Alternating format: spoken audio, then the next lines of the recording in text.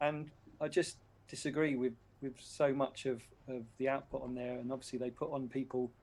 I'm loath to even say their names, but Farage has shows on there, and Julia Hartley Brewer, and people that I think in the past and even now espousing really horrible, horrific viewpoints and saying really objectionable things. So personally, I would really struggle. And obviously, my tweet was a slightly tongue in cheek, but was a bit of a worry about how far comedians are willing to go. Some comedians, well, probably a lot of us, to be honest, in a way, are so keen to get our brand out there, to be on, especially to be on TV. I worry about where people draw the line and where it would be drawn. Personally, as I say, I like to think that if, in the unlikely event that GB News had ever come to me, I would have turned them down. I would not have appeared on there. I mean, it's a tricky one, really, in terms of who the paymasters are. I mean, I did think of immediately thought of RT and the long running show, Sam Delaney's long running show, which has got a number of comedians. I don't think there's a Venn diagram crossover from some of the comedians who were tweeting quite virulently about it. I mean, there were people who put their point of view in a way that was well, and yours is quite strongly put, but it's nuanced compared to some of the C-bombs that were let off, and that actually turned a few, a few people off actually having that sort of reaction. Didn't go down particularly well, and I personally felt there was an element of they really smoked out the tolerant left, in inverted commas. Quite honestly, there was a lot of Yeah, that going on. And by the way, just mention Ian Stone, who's also been on the guest of the show. He's also on the roster. yeah, Um, another fantastic comedian. And I've spoken to some people about who've put the view across that obviously, how can GB News or those sort of channels or media outlets be like more balanced, or how can their views be challenged or changed if we don't engage with them like that? But I feel like there's a certain level where it gets to where engaging with them doesn't challenge them, is not going to change the views or the viewers' views.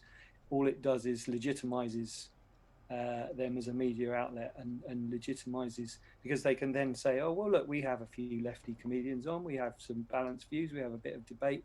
But actually, the whole ethos, to my mind, of the channel is to drag this country more to the right and to its right wing propaganda, to pull the country more towards their right wing views. It's not aiming to be balanced. And don't get me wrong, the BBC and Sky and every other news channel has issues, but I see this as way off further the end of the scale than the issues they're having. And I don't want to get sort of involved in whataboutery or what about everyone else. GB News for me is kind of leading us in a horrible way, this similar way that Fox News did. I mean, I know they claim that they're not going to be the Fox News for Great Britain or the UK, but that's just the way I see it, really, as a propaganda exercise. And I yeah. think and I think trying to pretend, not pretend, but trying to say that you can get on the inside and challenge them, I think is a bit of a misguided, whilst a good idea, I think a misguided idea, because I do think it just legitimizes it more. So, Rachel, I'm sure you want to get in on this. How do you feel? I sort of feel similar to Tony, if I'm honest, and it's something I'm quite conscious about, because I've had offers for things where I've thought actually they just want to say, but we've had a Jew on, and like she was okay with having the conversation, and I really try and steer clear of stuff where I think I'm coming as a poster child for something, and I'm not saying that is the case in this instance, just for kind of openness, really. Sajila is one of my very, very close friends, and we've discussed this at great length and in quite a lot of detail. And I totally respect her decision, and she's got all the reasons why I would ever give it a second thought are the same reasons that she would say, in terms of being an ameliorating voice and a challenging Mm. voice, and her intentions. And I'm sure that's true for most of the people who I know who've gone on that panel. But like as Tony said, then there's a thing in the media in general at the moment about providing balance, and the providing balance has got quite dangerous in my opinion, because if, let's say, there's a conversation about assault, and now you want to have not just a victim but you also want to have a perpetrator to make things balanced. That's not balanced. That's like re-victimizing somebody. Do you see what I mean? So that's quite an unusual. I'm not sure if that's. I don't know if that's happened. I mean, that's weirdly. It's happened with some of the debates around trans issues, for example, where they've had on trans men, trans women. They've had people who are kind of allies and supporters, and then they've had people who are in every way the opposite of that, and who've carried out some very abusive behaviours towards trans people, and that's seen as providing balance. So that's my anxiety with things like this show. Is this the gateway to providing balance on other areas on GB News? And I agree with Tony what he says about like all the Murdoch papers, for example, because like Sajila, I do a lot of news reviewing on radio shows, including some of the same ones that she does. And whenever stories come up, if they're in one of those papers, I will search everywhere online to find the same story somewhere else, rather than promote or retweet or share from one of those papers, because I think everyone's got their lines, but at the same time we've also, a lot of us, got families to feed, whatever. So if you feel that you can go into a situation where you might be doing some good and you might be expressing a more healthy view, and it's helping to literally keep the roof over your head, which a lot of us have been in those very precarious positions the last year and will be for some time to come, then I think it's hard to be too judgy about it. Yeah, and it's also the point where you are in this debate about legitimacy, and the point that you made, Tony, about the balance legitimising the outlet overall is an interesting one. I can totally see where you're coming from, except there is a tradition, of course, of all sorts of newspapers particularly take on columnists whose worldviews are like, I think Frankie Boyle was a Sun columnist. Suzanne Moore was a columnist for the Mail on Sunday. Matthew Norman was a columnist for the Evening Standard when that was more obviously in a particular. Well, people always say the Evening Standard's on the right, really, but it's shifted a little, I think.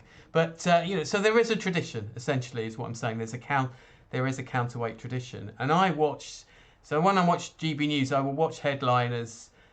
Sometimes I also watch Andrew Doyle's show as well in isolation, and I mean, I did say, so for example, on Andrew Doyle's show recently, Peter Tatchell and Ruth Dudley Edwards were on talking about statues and what you can do in terms of the historical legacy. And it was a pretty exemplary debate of respect on both sides. They'd really got the chemistry right on that, I have to say. In isolation, I can live with it because I don't watch. I'm not around to watch half these things, but I don't watch Farage, or I don't really watch Jubes and Co. I mean, half of the lineup of GB News obviously sounds like they're either sort of double acts or variety acts, the titles. But and I generally don't, because I mean, I'm not saying that there aren't people doing those shows that I might like. I just don't catch those shows, and I should think the weight of the editorial bias might be a bit more nauseating to watch, whereas with the news review, with the headlines, as Ian Stone pointed out on Twitter, on his own feed, that he gets to say what he wants, and Sajila said this as well.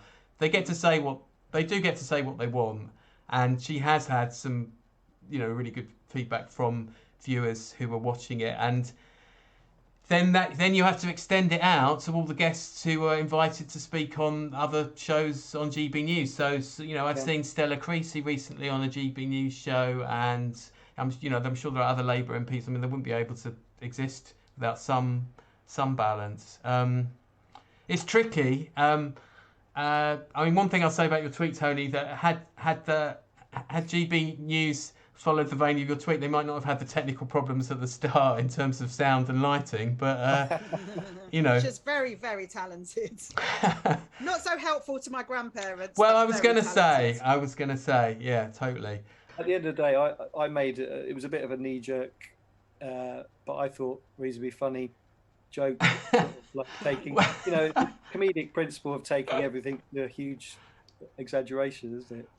I think it would have taken a lot of character to have sat on something like that and not tweeted it. I have to say, I wouldn't have expected you not to. It was one of the ones though where I did tweet it and then thought, oh god, I wonder what's going to happen with this one.